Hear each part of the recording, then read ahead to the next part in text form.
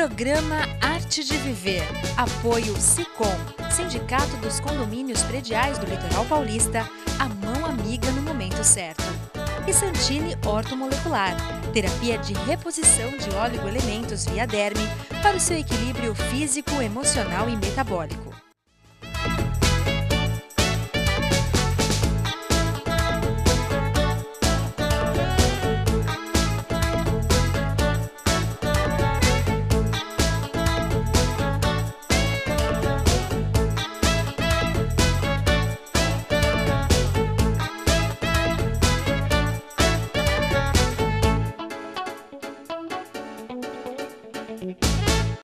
Olá, está começando mais um programa Arte de Viver.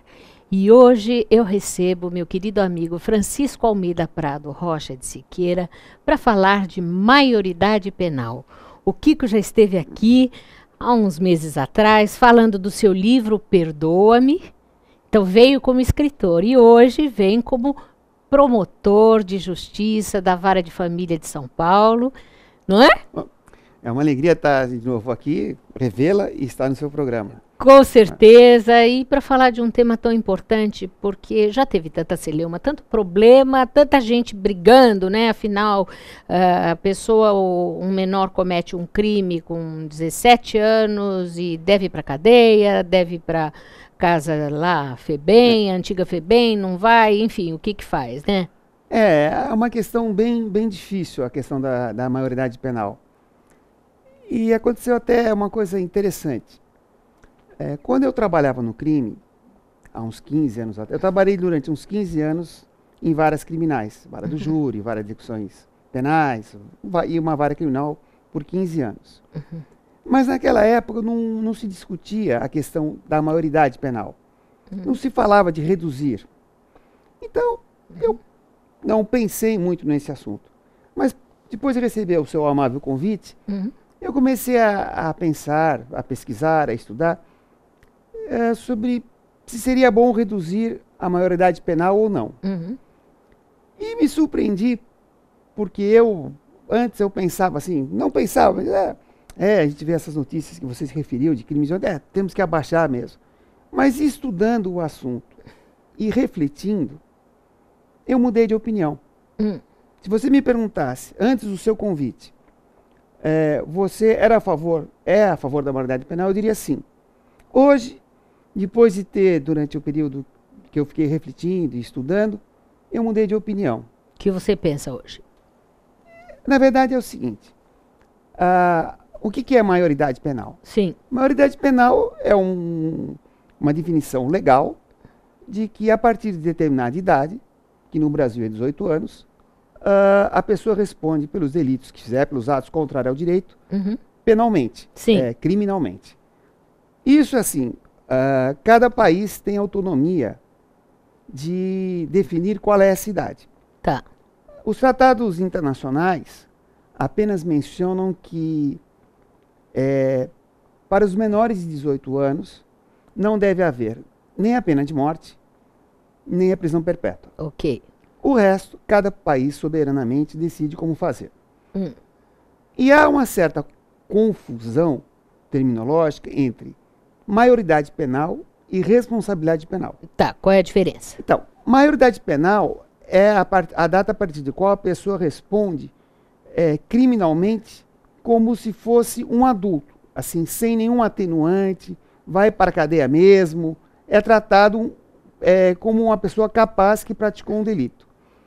A responsabilidade penal é a idade a partir da qual o jovem responde, mas não criminalmente. Responde perante uma vara da infância, é sujeito a medidas socioeducativas, até chegar aos 18 anos. Abaixo dessa idade, que no Brasil é de 12 anos, não há responsabilidade alguma. Uma criança de 8 anos que praticar um delito qualquer, está sujeita a receber amparo psicológico, procurar um médico, mas não está sujeito a responder de forma nenhuma perante a nossa lei. Sim. Agora, por que eu disse que eu mudei de opinião? Eu comecei a analisar e cheguei a um ponto de vista. Você vê, se você imaginar que reduzir a maioridade penal para 16 anos resolveria o problema do Brasil, você está praticamente dizendo que as pessoas que estão acima de 18 anos, o problema está resolvido. E não resolve. Não. Um jovem com 18 anos pratica um crime, furta um toca-fitas, é jogado numa cadeia sem nenhuma estrutura e é solto daqui 1 ano, 2 e volta para a sociedade. Você acredita que essa pessoa que foi jogada numa cadeia, como nós temos as brasileiras, e na maior parte do mundo também é assim, daqui 2 anos estará regenerado? Poderá voltar a ser reinserido na sociedade? Não existe isso. Então, a imaginar que a simples redução da maioridade vai resolver o problema é uma falácia, é uma ilusão. É mais ou menos como achar, por exemplo, que trazendo 1000 médicos cubanos ou Estados Unidos, ou qualquer país, resolve o problema da saúde no Brasil. É mais ou menos a mesma coisa. Não há essa... O que nós deveríamos fazer é criar instrumentos, instituições, que um jovem, por exemplo, que fizesse um simples furto, não fosse colocado no mesmo lugar com jovens extremamente violentos. Sim, porque na verdade também pensar que um jovem que vai para uma medida socioeducativa realmente sai de lá sócio-educado, isso também é uma falácia. Mas então o erro não é de reduzir a idade penal. Sim, está nas instituições, como sempre. Exatamente. Quer dizer, tem que haver instituições que realmente corrijam a pessoa. Que volta o problema da base. Bom, vamos falar disso no nosso próximo bloco. Ouça agora uma dica do Dr. Rubens Moscatelli, presidente do SICOM, Sindicato dos Condomínios Prediais do Litoral Paulista. Rubens, pagamento de vale-transporte em dinheiro é válido ou é considerado uma verba tipo salarial? É uma verba salarial, Mônica. É mesmo? Na hora que você paga em dinheiro o trabalhador, por melhor benefício que você queira dar a esse trabalhador, afinal de contas, dinheiro é dinheiro, né? Acontece que para a regra trabalhista, tudo que você paga em dinheiro, ela se converte em verba salarial e com isso gera encargos, INSS, Fundo de Garantia. Você acaba aumentando esse ganho na hora de fazer o cálculo, por exemplo, de hora extra. Você tem que considerar esse valor como integrante da remuneração. E o que é pior, eu não estou concedendo o benefício previsto em lei.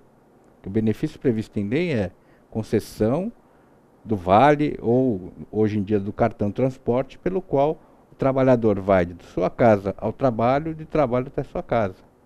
O que nós temos percebido muito, e os funcionários de condomínio até brigam comigo de vez em quando, é que a grande parte, por sorte aí dos planos e da economia estar estável, tem motos, tem carro, e acabam se deslocando ao trabalho de carro ou de moto. Essas pessoas não têm direito a vale-transporte, muito menos em dinheiro. Então aí tem que ter aquele negócio de não optar pelo vale-transporte. Exatamente. Só que as pessoas querem... Mesmo que ela more longe. Mesmo que porque veja, o que a lei do vale-transporte fala, meios necessários à locomoção por transporte público. Se a pessoa não tem meios próprios para se deslocar de casa ao trabalho, aí ela teria direito, sim, ao vale-transporte. Mas se ela não tiver meios próprios, mas ela não optar pelo transporte público, ela tem esse direito? Tem esse direito. Se ela optar pelo transporte público, ela vai receber cartão de transporte, não pode receber dinheiro. Se ela não optar pelo cartão de transporte, ela não vai receber nada. Só que depois, eventualmente, pode isso ser cancelado. Entendi. Né? Muito obrigada, muito esclarecedor. Até semana. Até semana. Vamos para um rápido intervalo, não saia daí.